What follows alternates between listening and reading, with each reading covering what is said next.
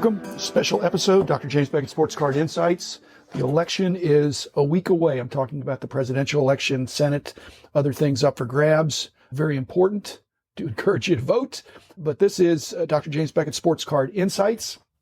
I do want to talk about relating some of the current events. This is an episode that won't just deal with the sports page, but I'll talk about some terms and definitions of things from the financial pages as well as the front pages. What's being discussed in our politicized culture. Now, loyal listeners know that back in episode 315, I already discussed the kind of what were considered the top 12 issues for voters in this election. I don't want to rehash that. And so I've titled this Price Guide Hacks, because I think some of the issues that are being discussed have application for not just our hobby, but the way the price guide was and is being put together and the way people look at prices in our hobby now. Thanks sponsors, Topps, Panini, Upper Deck, Beckett Media, Beckett Grading, Beckett Authentication, Compsy.com, Burbank Sports Cards, Mike Stadium Sports Cards, Heritage Auctions, and Huggins & Scott Auctions. In that earlier episode, I said, not only should you vote next week or absentee or mail, whatever, but I said if you don't vote, you shouldn't complain about the outcome. And I'm rethinking that. I think I've now talked to some people that they're not going to vote. I actually don't agree with that, but that certainly they have a right to not vote. And they don't have to say if they're not going to vote, but that is a statement in and of itself. It's not the same in the sports card world about complaining about a sports card product that you did not buy or try. And of course, the difference is there's a lot of alternatives with sports cards. I didn't buy this, but I could buy that. In politics, it's just a choice of two, really. There's some other choices on the ballot, but there's only two that have a realistic choice of being the next president of the United States. And again, to take it back to the hobby, many people are saying they're going to vote for the presidential candidate or ticket that they find least objectionable with regard to personality or policies. But isn't that like going to Walmart or Target and looking for one of these exciting blasters, and you walk in and they're not there, and then are you going to turn around and walk out with nothing? Or are you going to take some of the stuff that's been there for a long time? And so price guide hack number one, there are lots of alternatives, but certainly it's important to just say no sometimes. And it's okay to say no. I'm not going to participate. One of the things that's come up in the election and the discussion is the idea of a universal basic income. And that's a little bit about what we saw in the stimulus checks earlier this year. I believe that was definitely good for the hobby and probably for the country, certainly in the short run. But it may stimulate inflation, and even that may be good or not so good for the hobby in the long run. But better than a universal basic income, I believe people need equal opportunity. And I think rather than giving them money, which everybody likes to have money, but where's the money coming from? I'd like to see universal broadband. I think that would be a greater equalizer in our society with some positive outcomes in education as well as in commerce. Because giving people equal opportunity, again, if they've got they don't have high-speed internet, they don't really have equal opportunity. And then they have a greatly reduced chance at an equal outcome, which is what people want. They don't want just the opportunity. They want to be successful. There's a lot of talk about net neutrality. And the main discussion I hear about net neutrality is that people don't like to have their internet slowed because of special treatment to the big corporate customers. Like I said, I'm not coming at it that way. I'm in favor of everybody having fast internet. If there was some additional fee that some customers paid to make it even super duper fast, I don't have a problem with that. But let's start with everybody having I don't know that I'd call it a basic right, but high speed, affordable internet is important for a nation. And while we're at it, if you're giving out free stuff, instead of giving out free money that's going to be spent, give everybody a free smartphone, but hardwired in such a way that it only works for you. So you can't steal it because it only works for you. Some creative things like that give everybody a chance. Minimum wage, a lot of talk about that. In the hobby, everybody would like to make more money. But if you're the employer, which I've said, I'm the entrepreneur, well, you don't just give money to people. There's an exchange in return for the labor. There needs to be people need to be paid, say this the right way, slightly less than what they're worth. If they're bringing $15 an hour into the company based on their labor, if you pay them $15 or more, there's no profit. So there needs to be some profit, not obscene profits. So I love side gigs. I think that's the great equalizer to whether or not minimum wage would be in your state and regardless of whether minimum wage goes up, I don't think the unintended consequence, would there be less side gigs if minimum wage were higher? And I think probably not, because I think people love this hobby. A lot of discussion about, depending on who's elected, whether it be tax cuts or tax increases. And I think both sides, the rhetoric seems to be focused mostly on these extreme wage earners, the top 1%. But in reality, it's probably going to be the top half. It's the people that make money that pay the taxes. If you don't make very much, you're not going to get taxed very much. The big share of the revenue is going to come from people who make most of the money. So more the top half. And that probably includes a lot of collectors and especially serious collectors. Will that affect their collecting? Are they going to reduce their collecting based on taxes?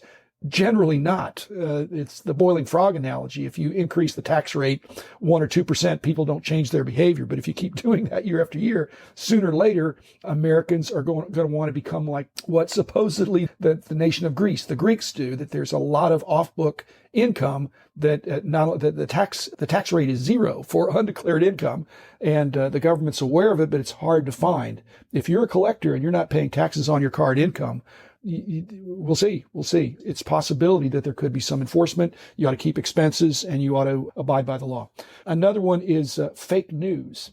Rather than fake news, I think it's fast news. It's instant news. It's emotional news. It's news that has exaggerated implied motives assigned to it. There's no time to do any fact checking. And even if you did do fact checking, there's conservative fact checkers and liberal fact checkers.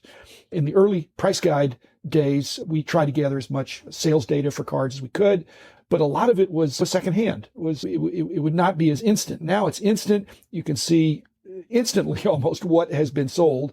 I'm not saying the data is more or less reliable, because it is both more and less reliable, but we looked at the whole month, and so we could even out the lows and the highs. But now every sale is watched closely and reported. And my price guide hack number 2 is that these individual one-off sales give much more weight now, and hence make current price guides much more volatile and fluid than they were back in the old days. Some people say we do not technically live in a democracy. We live in a republic. It's both of those true. Democracy, demos, is for the people, the citizens, and cracy is the government. So the people, the republic means the people, all the people though, elect representatives. And so we live in a republic. The democracy part is that everybody gets to vote, but they elect their representatives. Democracy is different from a meritocracy, where supposedly the best people rule, or a technocracy where the technocrats rule, the technology elite, or mediocrity, which is not mediocres, but the media ruling or making those determinations. But the best one that I've heard now is gerontocracy. That's my new favorite. Tongue in cheek, it's elders ruling. So if you're old, you get to make the decisions. So price guide hack number 3, our hobby microcosm, our small world of collecting, I believe is moving toward a technocracy. That's, in other words, ruling, decisions, governing, being worked out based on the data. There's a lot of mining of the data. That's not a bad thing, but it's so objective, it may be too objective. It's so sensitive, it may be too sensitive. I've read about oligarchs, and you're certainly aware of monarchs. Monarchy is a rule by one person, sometimes a family. Oligarchs there's a few of these very wealthy families, usually reference to the Russian oligarchs. And they basically have so much control. They're not the monarch, but they have so much control with so much wealth that they get to make a lot of decisions.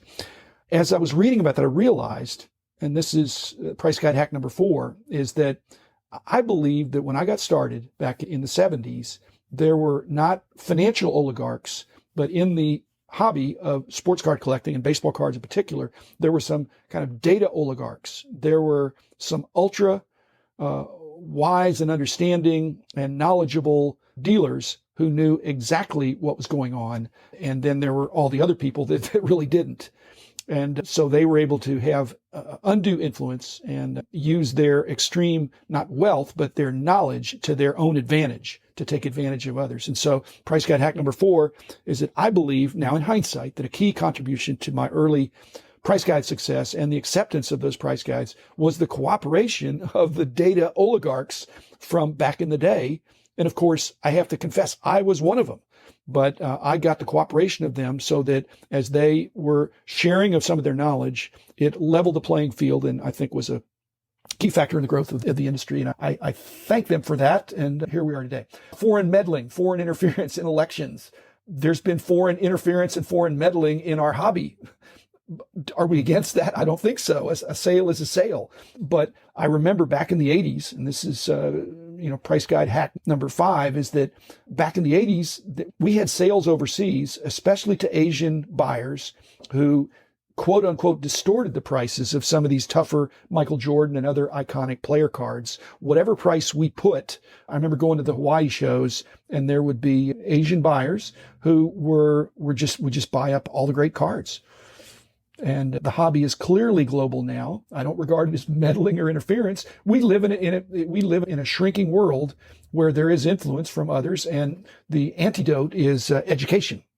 And with that education, this price guide hack number 5, that a sale is a sale. Again, you need to be armed with education because not every sale is equal, and some of the sales need to be taken with a grain of salt.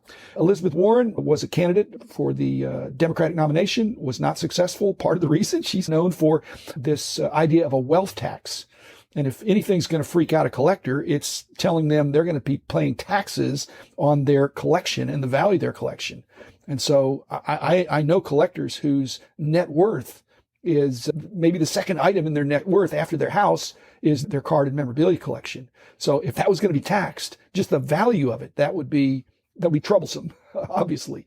But that points out price guide hack number 6 is that if that were the case, if you were going to be taxed on the value, then, and there already have been this, there's typically been more than one price guide. Like I've said, I want to have the best price guide, but the best price guide, if there's more than one price guide, there's always one of them that's going to be more conservative and one of them that's going to be a little more liberal. One's going to have higher prices leaning toward dealers. One's going to have lower prices. And so every price guide, every selling platform for that matter, every auction is more friendly to dealers or more friendly to collectors. And if you were going to be taxed on the value of your collection, you'd want a price guide that had a conservative bent to it. I believe coins have done that, so that you would not want to overstate the value. You'd want to understate the value or be conservative. And then finally, the coronavirus. I know I talked about it before. It's a week to go on the election, and both parties are saying you need to elect us because we're gonna get this coronavirus figured out and worked out. And even comments that as soon as the election's over, you're going to see improvement. I don't think so on the medical side, but on the hobby side, Kyle Robertson had a show, a pretty big show. It was completely indoors. It was pretty crowded. As Rich said, most people were wearing masks, but it's still a lot of people in an enclosed space.